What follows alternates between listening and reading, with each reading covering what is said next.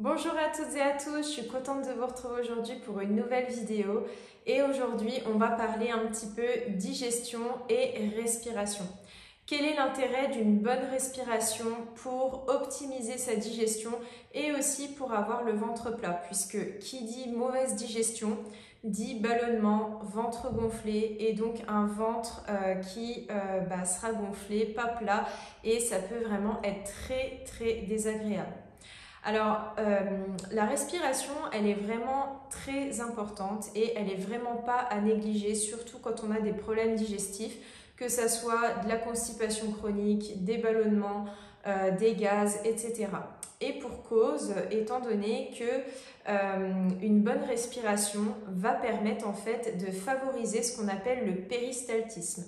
Le péristaltisme, c'est en fait la contraction des organes digestifs pour faire avancer le bol alimentaire dans l'estomac, puis dans l'intestin, etc. Donc en fait, comment ça se passe? Quand on respire, normalement, c'est-à-dire avec une respiration dite abdominale, on a le diaphragme qui est le muscle de la respiration qui s'insère en fait au niveau des côtes basses, qui va s'ouvrir un petit peu comme un parapluie. C'est-à-dire que le diaphragme, il a un petit peu un aspect de voile comme ça, qui s'accroche donc sur les côtes basses et qui va s'ouvrir comme un parapluie quand on va inspirer. Donc quand on inspire, le diaphragme s'ouvre, ça pousse les organes vers le bas et l'avant et donc ça fait naturellement gonfler le ventre. Donc en fait, quand on dit qu'on respire avec le ventre, c'est un petit peu un abus de langage, on ne respire pas avec le ventre. Mais l'inspiration naturelle fait que le ventre va naturellement se gonfler. En fait, c'est le fait que le diaphragme pousse les organes vers le bas et l'avant. Puis à l'expiration, le diaphragme revient à sa position normale et donc on a le ventre qui se rentre, qui revient en fait à sa position normale. Et du coup, ce va-et-vient comme ça, crée un certain mouvement et du coup va un petit peu balloter, créer du mouvement au niveau des organes digestifs et du coup, ça va permettre de favoriser une bonne digestion puisqu'en fait, on va créer une mobilité, une motilité naturelle au niveau des organes digestifs. Alors, chez les personnes qui sont très stressées, surmenées, angoissées ou qui font plein de choses en même temps, c'est très courant chez ces personnes-là de remarquer qu'en fait, elles vont respirer avec le haut du corps. Alors, ça a deux conséquences qui sont assez embêtantes. La première, c'est que comme vous respirez avec la partie haute du corps, vous allez utiliser les petits muscles inspiratoires, qui sont en fait des muscles qu'on utilise normalement sur la fin de l'inspiration.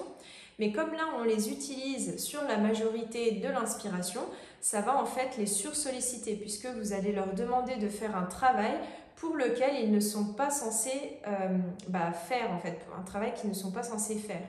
Donc vous allez les sursolliciter, ces petits muscles-là.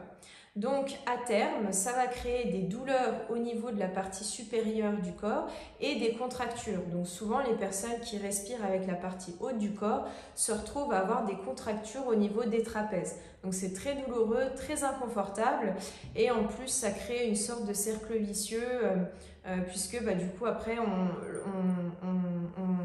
en vient en fait, si vous voulez, à spasmer, à contracturer le diaphragme, puisqu'en fait on respire qu'avec la partie haute du corps, on oublie complètement la partie basse, donc le diaphragme se retrouve complètement spasmé, contracturé, et en fait on n'arrive même plus à respirer avec le bas du corps, donc on est un peu comme ça.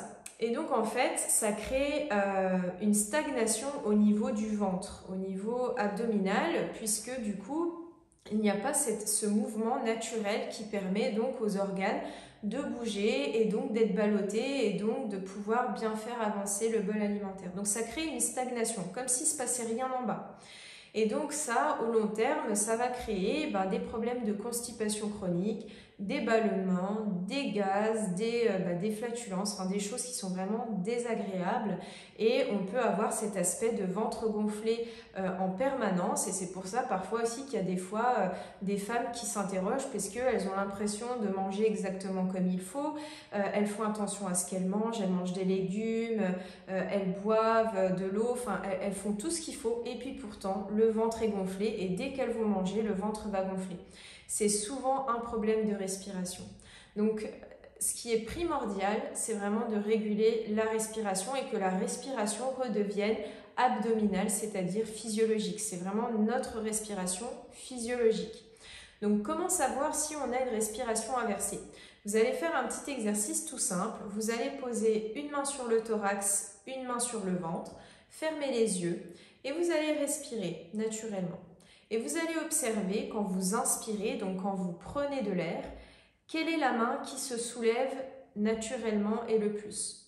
Est-ce que c'est la main qui est sur le thorax ou est-ce que c'est la main qui est sur le ventre? Si quand vous inspirez, c'est la main qui est sur le thorax qui se lève majoritairement, alors vous avez une respiration dite inversée, puisque en fait vous ne respirez pas avec le ventre. Par contre, si vous respirez majoritairement avec le ventre, alors vous avez une respiration dite abdominale, normale, physiologique. Maintenant, qu'est-ce qu'on peut faire concrètement si on respire avec la partie haute du corps? Eh bien, ça va être encore une fois de tout simplement se poser assise, fermer les yeux, poser les mains sur le ventre et à chaque fois qu'on va inspirer, on va visualiser l'air qui va dans le ventre. Alors encore une fois, c'est un abus de langage, l'air ne va pas vraiment dans le ventre, mais le fait de visualiser va nous forcer à pousser notre diaphragme, à ouvrir notre diaphragme et donc à redonner en fait ce mouvement, cette mobilité au niveau abdominal. On ouvre le diaphragme, on force un petit peu les organes à aller vers le bas et l'avant et ensuite on ramène le diaphragme à la normale. Ça peut être très très dur au début pour vous si vous avez pris l'habitude de respirer avec le haut du corps, tout simplement parce qu'encore une fois votre diaphragme est spasmé, contracturé, il n'a plus l'habitude de travailler normalement. Donc encore une fois, on ferme les yeux, on pose les mains sur le ventre et on fait quelques minutes de respiration abdominale où on pose son attention sur sa respiration et où on visualise l'air qui rentre et qui va dans le ventre. Le simple fait de visualiser l'air qui va dans le ventre va nous induire à ouvrir notre diaphragme et à faire une respiration vraiment basse qui va vraiment aller dans la base des poumons. Ok ? Donc ça, c'est un premier exercice à faire pour progressivement réinstaurer une respiration abdominale. Et moi, je vous encourage aussi vraiment à faire ce petit exercice-là de se poser assise et de poser la main sur le ventre et d'essayer de respirer avec le ventre, notamment avant les repas. Comme ça va vous permettre déjà de vous apaiser, de vous calmer, de réinstaurer une respiration normale et donc ça va vous aider à mieux digérer et moins à avoir cet effet de ballonnement. Il faut également savoir que quand on est stressé, on n'est pas dans des conditions favorables pour une bonne digestion puisque la digestion se fait en mode parasympathique qui est le mode vraiment de détente et de relaxation. Donc encore une fois, faire quelques petites, même 1 minute de respiration abdominale avant de manger peut vraiment changer et améliorer votre digestion. Voilà, écoutez, je suis contente d'avoir pu vous parler de ça aujourd'hui. N'hésitez pas à me dire en commentaire, vous, est-ce que vous avez fait le test et est-ce que vous respirez majoritairement avec la partie haute du thorax ou avec le ventre et de faire cet exercice et de me dire ce que vous en avez pensé, si vous avez vu des améliorations, etc. Voilà, je suis ravie de vous retrouver sur YouTube et de vous avoir proposé cette vidéo. Je vous fais plein de bisous et on se dit à bientôt pour une prochaine vidéo. Ciao, ciao!